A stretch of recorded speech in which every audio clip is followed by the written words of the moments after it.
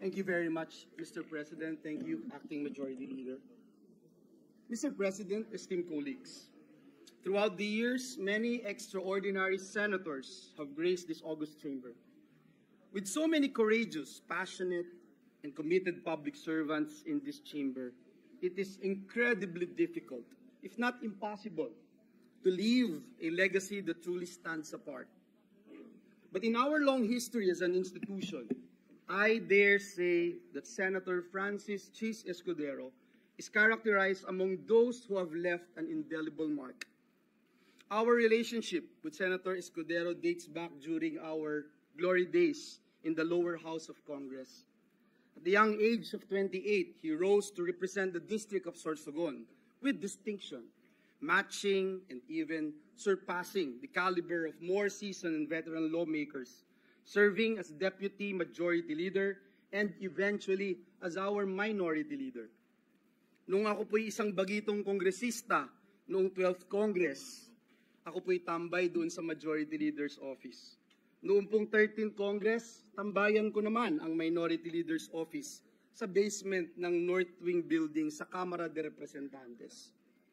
Hindi po dahil gusto ko yung amoy ng sigarilyo, kundi dahil parang classroom po na doon ay merong profesor na nagtuturo sa iyo. Tuwing lalabas po ako sa North Wing basement, ganado po ako palagi. Or to say the least, palagi po akong inspired at confident.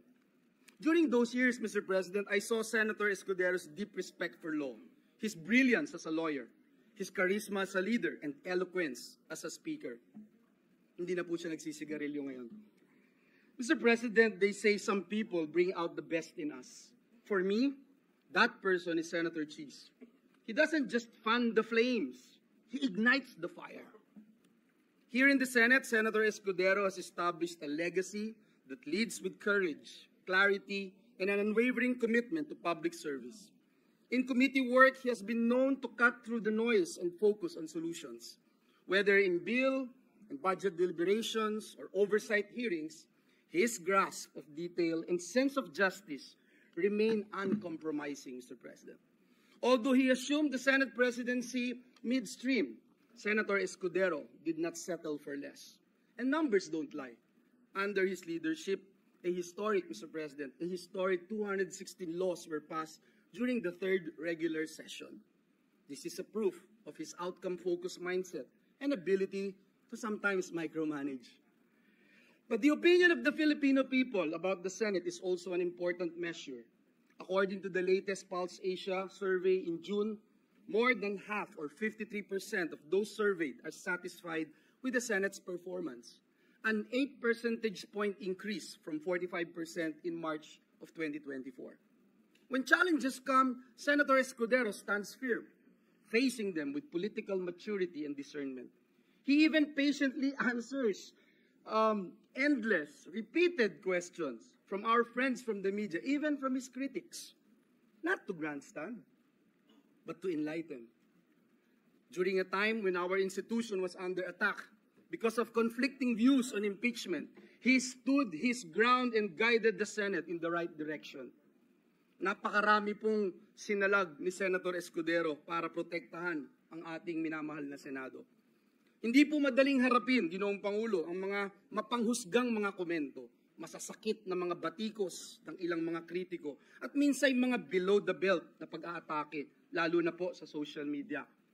Pero hinarap niya po ito ng may tapang, subalit sa paraang mahinahon, matalino at marespeto. At sa inilabas po na desisyon ng Korte Suprema tungkol sa impeachment, ang tanong, Ginoong Pangulo, hindi pa po ba klaro na tama ang landas kung saan dinala ni Senator Escudero ang buong Senado? Hindi po tayo nagmadali, hindi rin naman natin inupuan ang impeachment, subalit sa isang sama-samang desisyon binigyang gabay ng ating SP na panatili natin ang moral high ground ng Senado. Sa ganito pong mga pagkakataon ko po nadama ang lubos na pagmamalaki sa ating institusyon, Ginoong Pangulo, at maging lalong proud bilang miyembro ng Senado ang makagawa ng tamang desisyon para sa ating mga kababayan. In all humility, Mr. President, I can say that when Senator Escudero ran for Vice President in 2016, I could not support him. Because we belong to different parties, Mr. President. When he aimed for Senate presidency, I did not support him then either. Aaminin ko po, Mr. President, wala pong direktang suporta na nakuha sa akin si Senator Escudero sa mga nakaraang laban niya sa politika. So bakit po si Senator Chis Escudero? Dahil bukod po sa hindi nawala ang tiwala niya sa atin, hindi po niya tayo nakalimutang i-mentor, i-challenge, i-inspire. He truly brings out the best in us. Higit sa lahat, klaro po ang mga gusto niyang ma-accomplish. Sa kabila po ng ingay sa politika, ang gusto lang po niya ay work, work, work, work. I join his cause and I believe Senator Chis can bring out the very best in the Senate this 20th Congress. Therefore, Mr. President, I nominate the good gentleman from Sorsogon, Senator Francis Chis Escudero, as our Senate President. Thank you, and may God bless us all. Thank you, Senator Joel Villanueva, the Acting Majority Leader. Yes, Mr. President, I ask that Senator Gatchalian be recognized for his seconding nomination. Senator Sherwin Gatchalian is recognized. Maraming salamat. Magandang umaga po sa lahat. Noong 19 Congress po, nagkaroon po ako ng pagkakataon at oportunidad na makatrabaho po si Senate President Chis Escudero. At bilang chairman po ng Senate Committee on Ways and Means, ang aming trabaho ay gumawa ng batas para makahanap ng bagong sources of revenue. At dahil po sa kanyang liderato, guidance, at sabi na nga ni Senator Joel, pagpupursige, nakapagpasa ho kami ng 10 batas sa Committee on Ways and Means kung saan makakalikom ang gobyerno ng halos 300 billion in new sources of revenues. Hindi ko makakalimutan nung binabalangkas ho namin yung Create More Law na isa sa pinakakomplikadong batas na hinawakan po ng Senate Committee on Ways and Means. Merong mga 2, 3, 4 na gabi na pumunta ho siya sa aking tanggapan, umupo doon hanggang hating gabi at hindi ho aalis kung hindi ho matapos yung batas. Kaya po, dahil po sa kanyang pagpupursige, ang Create More Law ay ating naisabatas at ngayon ay pinapatupad po ng ating pamahalaan pang nasyonal. So with that, Mr. President, it is my great honor, it is with great honor to second the nomination of Senate President Chis Escudero. Thank you, Senator Gatchalian, Acting Majority Leader. Yes, Mr. President, I move that Senator Ronald Bato de la Rosa be recognized to second the nomination. Senator Ronald Bato de la Rosa is hereby recognized. Thank you, Mr. President. Mr. President, esteemed colleagues, ladies and gentlemen, as your attorney, it is my honor to express my profound support for one of the sharpest, most intelligent senators I have ever had the privilege of working with. A real attorney with a heart, Senator Chis Escudero. He whose nomination I have the honor of seconding. So we may call once again him Senate President. I admit that I started as a reluctant supporter of our Senate President, caught up in the whirlwind of events at the time. I gave the kind of support that was almost synonymous with surrender, with raised hands and tear-stained eyes, as if to say, wala na rin akong magagawa. But in the last few months of the 19th Congress, he showed us how his steady hand and calm voice shielded the Senate from anything that gets in the way of our sworn duty to the people, from any threat to our mandate. Whether or not it is a coincidence that Escudero means shield bearer, I do not know. But of this, I am sure, Senator Chis has more than lived up to his name, safeguarding the Senate. In Senate President Escudero, we find exactly a leader who stands firmly at the forefront, ensuring that amid political fires, the Senate remains to be a body of still water that runs deep, reflective of the views and interests of the people. However, unlike a cold metal shield, his leadership warms our heart.